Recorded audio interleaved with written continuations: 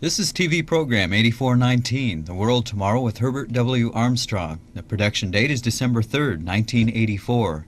Ambassador Television Production, Media Services for the Worldwide Church of God. Copyright 1984.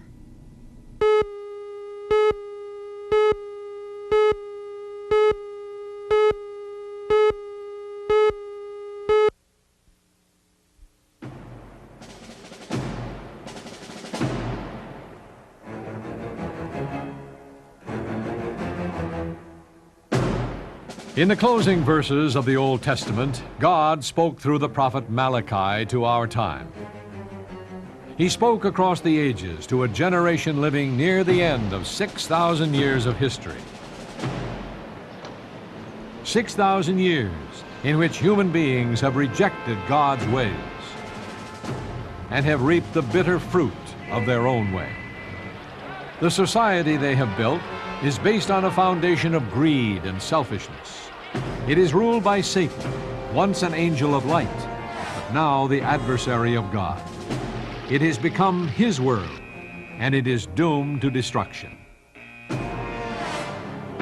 To this end-time generation, God would send a messenger whose commission, like Elijah of ancient Israel, is to restore the truth in the midst of moral and religious confusion. But this generation is not the last to live in the end-time world. Children have been born to them.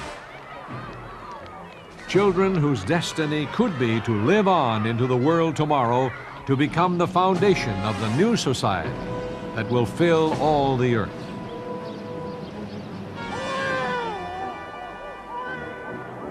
Against these children, Satan has waged a relentless and insidious war to destroy their potential and rob them of their destiny.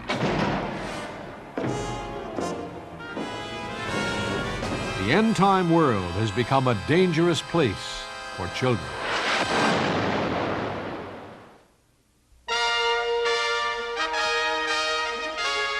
The World Tomorrow. The Worldwide Church of God presents Herbert W. Armstrong, internationally recognized ambassador for world peace, visiting prominent leaders around the globe, discussing the cause of world problems, and proclaiming the good news of the world tomorrow. Ladies and gentlemen, Herbert W. Armstrong. The Worldwide Church of God, which sponsors this program, has a worldwide program for the training of the youth of its members. Today on this program, I would like to show you some excerpts from a film on the summer camps held by this church in all parts of the world, and I think you'll find it an eye-opener.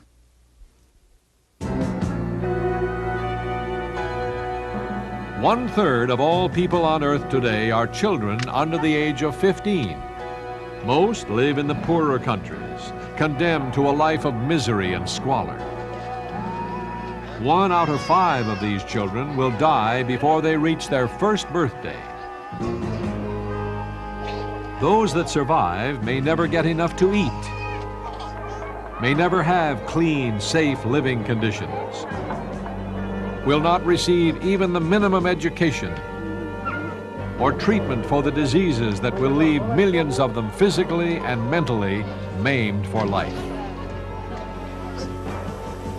In this world that has made such awesome progress, millions of children and teenagers still are forced to live in inhuman conditions, without opportunity and without hope. While the world spends $2 billion every week on war, every 2 seconds, a child dies of hunger.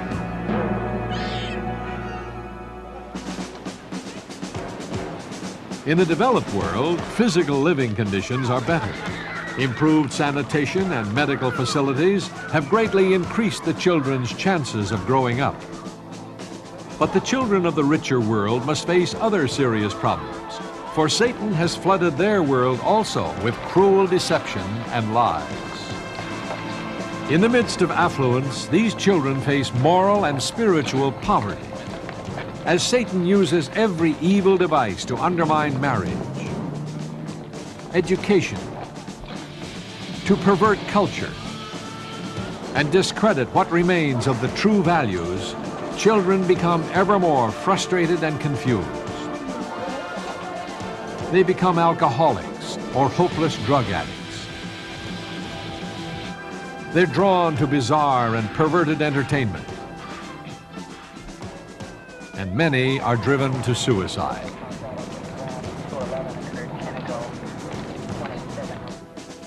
In despair and frustration, children and parents have begun to lose contact and turn away from each other. The family, the basic building block of civilization, has begun to crumble.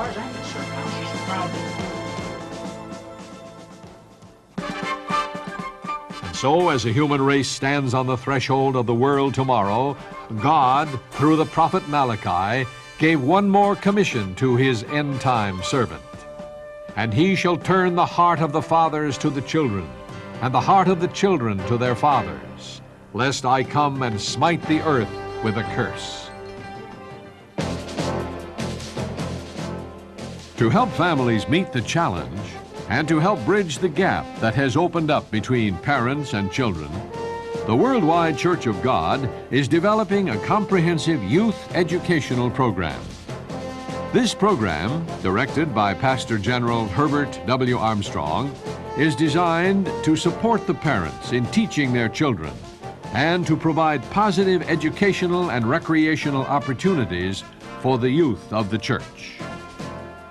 Youth 84, soon to be in its 5th year of publication, is written to help teenagers deal with the problems and pressures unique to their generation.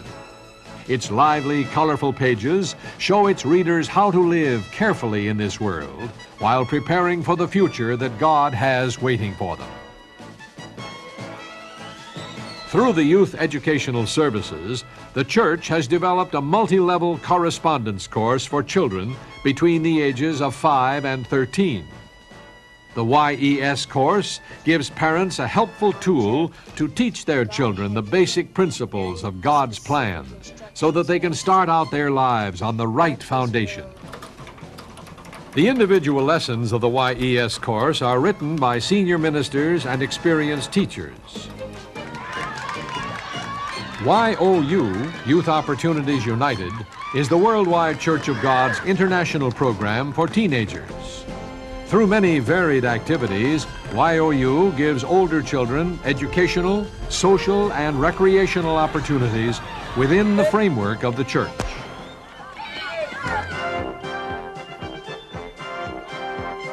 Every summer, hundreds of teenagers have the opportunity to attend one of the summer educational programs that are held in many locations around the world.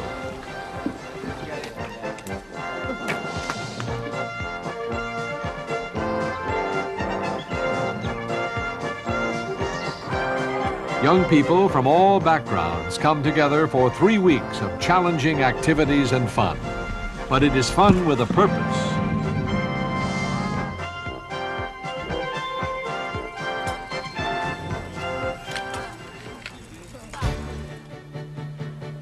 The church's main campsite is located on the shores of Pelican Lake near Orr, Minnesota.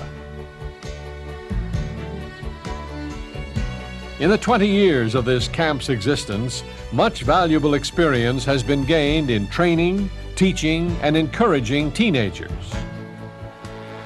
For many, the 3 weeks of summer camp has been a turning point in their lives. Mr. Armstrong is a frequent visitor to the campsite at Orr.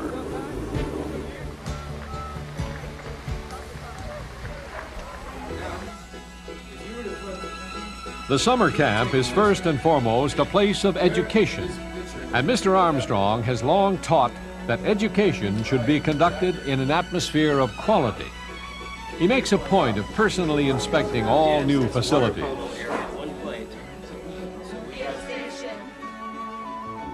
He also believes the summer education program should offer ample opportunities for both education and fun. The summer camp program allows teenagers to experience the thrill of ultra-modern sports.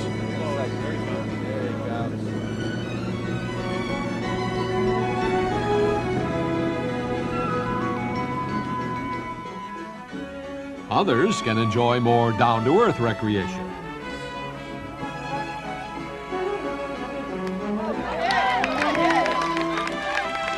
Summer camp is fun, but behind the fun, there is a serious purpose. Yes, they come here and have fun. But the thing is, they get a new definition of fun.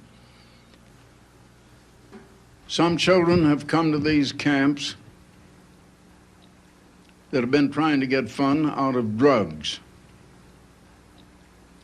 smoking marijuana, and then even worse things. They learn that that's no fun and that it's only harming and damaging them. But they learn things here and skills that really are fun and that are enjoyable. Now we're trying to teach children at these camps some of the better things of life that are worth more than just money. Doing, giving, helping. They learn character here. They learn discipline. This is, in 3 weeks, the transformation that is made in the lives of these children is unbelievable. Many of the campers at Big Sandy have attended camp at Orr in previous years. The facilities at Big Sandy give them the chance to have new experiences and to develop new skills as they respond to the direction and guidance of their instructors.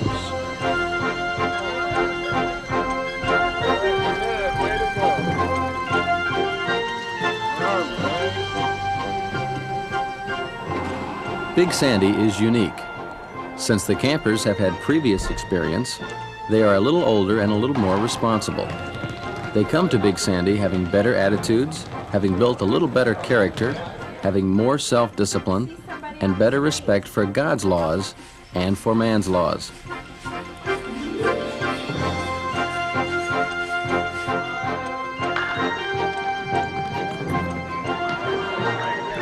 The facilities at Ambassador College in Big Sandy are being put to good use during the summer months, in that hundreds of young people are getting a chance and an opportunity to see the campus and to be instructed by the college faculty.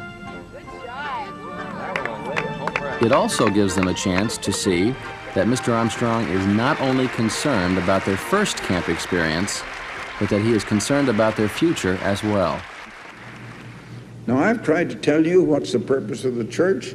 I've tried to tell you what's the purpose of human life and why God had people created. I've tried to tell you something about who and what God is. Now, I hope it made sense to you, and I hope you can take these things home with you. Now, just remember, you're no better than other kids, but you're learning things they haven't had a chance to learn yet. And you try to live these things when you get home. It means there's a bigger responsibility on you to live God's way. And others don't know how to live that way yet, but there's a big responsibility on you to do it, and you'll be so much happier if you do.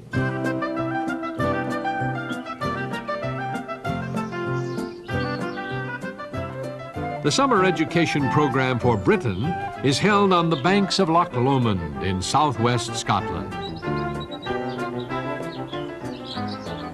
Campers from several nations enjoy a variety of exciting activities during the 3-week program. When I first went to SEP 16 years ago, for me it was the fulfillment of a lifelong dream, because I was given the opportunity to do many things I never thought I would be able to do. Things which in Britain were just not available or were simply too expensive for the average person. Today, that is still the case. It's a real thrill to see teenagers involved in exciting activities they've never experienced before and would not experience apart from SEP. But perhaps the greatest satisfaction to me is to hear from parents after SEP describing the positive effect camp has had on their teenagers. Many are enthused and inspired and filled with a sense of accomplishment and simply can't wait to come back the following year.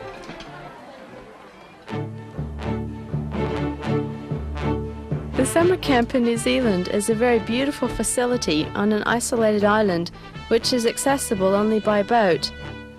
And from there it is another 15 or 20 minutes by vehicle to the actual campsite. This part of New Zealand is still unspoiled. It's almost like entering a new world. The campers are asked not to bring radios, which helps create a very serene and idyllic atmosphere. It's about as close to a millennial setting as I've ever experienced.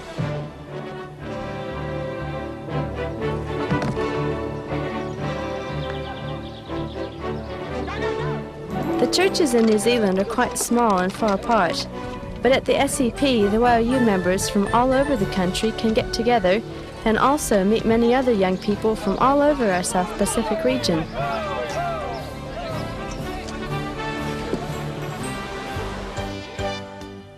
Across the Tasman Sea, the Australian SEP is in full swing. A permanent campsite is being developed at Mugara in southeast Queensland. Although Australia is a large continent, most people live in the cities. The SEP camps give the YOU members a chance to meet with other young people from all over the country. Activities like riflery, horseback riding and water skiing give the campers a taste of the outdoors and a chance to work together in challenging situations. They might have to persevere while learning to ski behind the screen of a high-powered boat, or perhaps concentrate on keeping their balance as they do a headstand on the water. Maybe it's enjoying the tranquility and sense of achievement of running before the breeze while windsurfing. Some campers try their hand at golf, or learn a handicraft, while others go to the rugged cliffs near Lake Mugara to learn rock climbing. Rock climbing is an exciting sport once you've learned the proper techniques and pay careful attention to the rules. It teaches courage, coordination and attention to detail. Lessons that once learned pay rich dividends in less precarious aspects of life.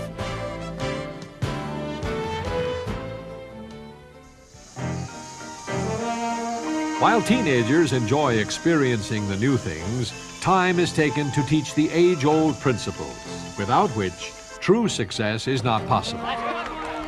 An important part of summer education programs worldwide is the Bible education class. What is the 8th commandment? Okay, you shall not steal. Let's turn to Ephesians 4, verse 28. Ephesians chapter 4, verse 28. While we're turning there, let me ask you, when does a thief cease to be a thief?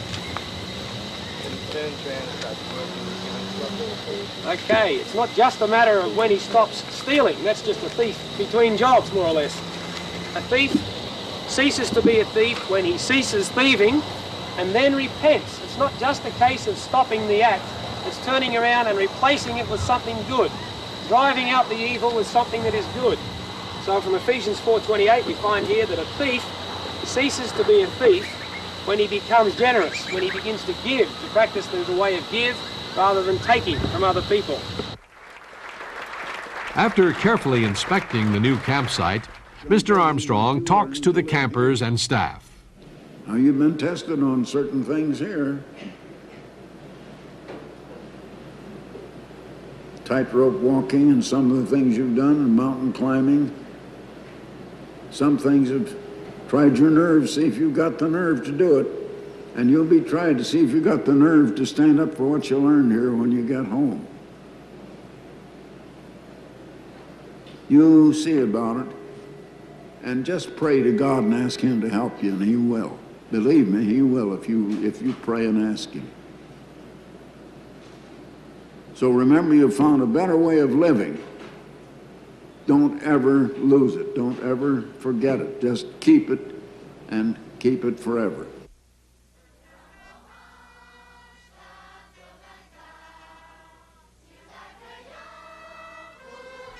In the French province of Lorraine, near the little town of Morange, 80 children and teenagers from several European countries enjoy a summer education program, French style.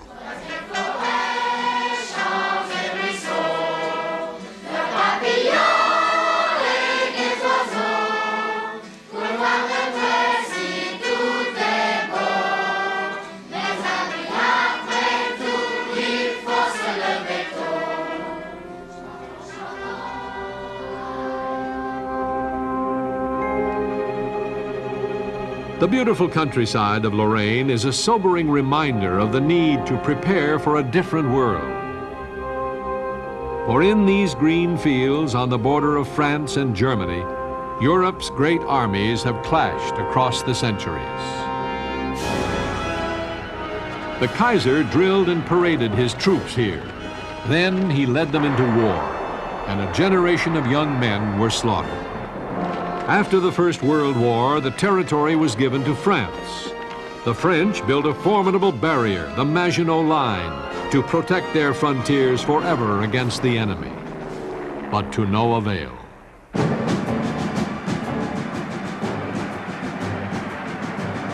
Adolf Hitler promised his people 1,000 years of national greatness as he taught the children the arts of war and sent them to fight his battles.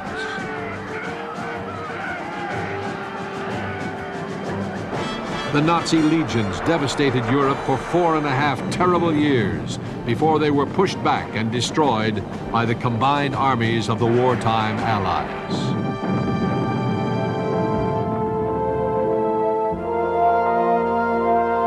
Only a few miles from the campsite at Morange is the war cemetery of Saint-Avold. Thousands of American soldiers are buried here. Most were young men, little more than teenagers, victims of a world that did not know the way of peace.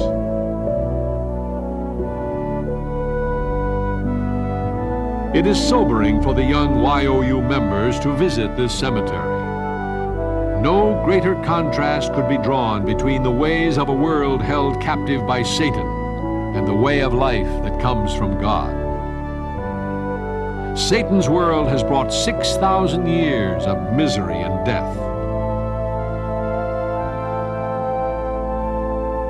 God offers life, abundant life in the world tomorrow, where no one will live in fear, and no nation will ever have to send its young men off to war again.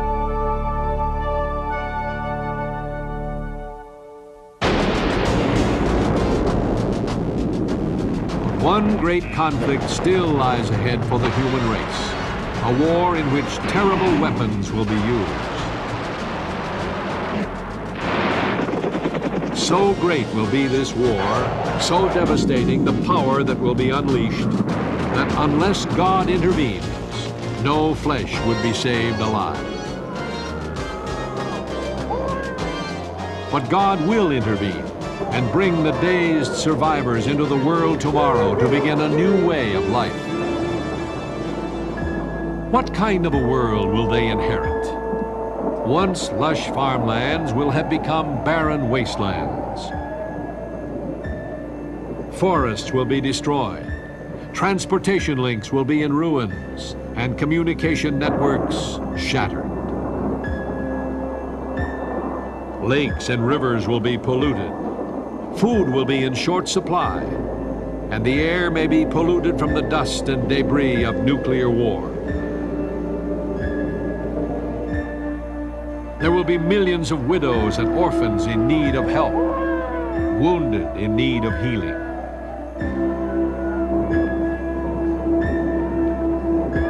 This world's great cities will lie in ruins and their industries destroyed.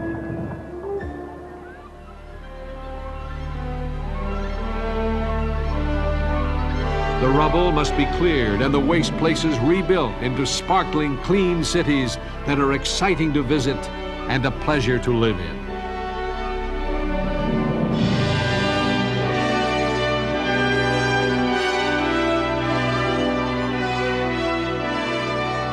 And so a new society will fill the earth. It will at last be a world that is safe for children.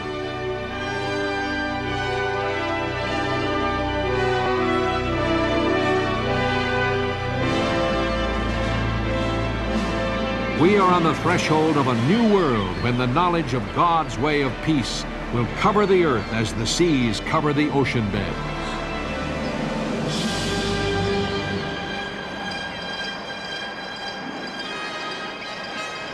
Parents and children that work together now will be the ones who are ready to teach in the world tomorrow.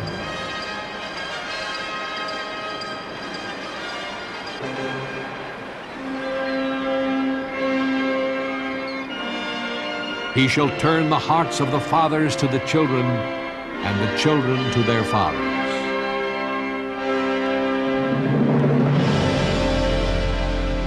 That is the challenge facing God's people today. The first families to inherit eternity.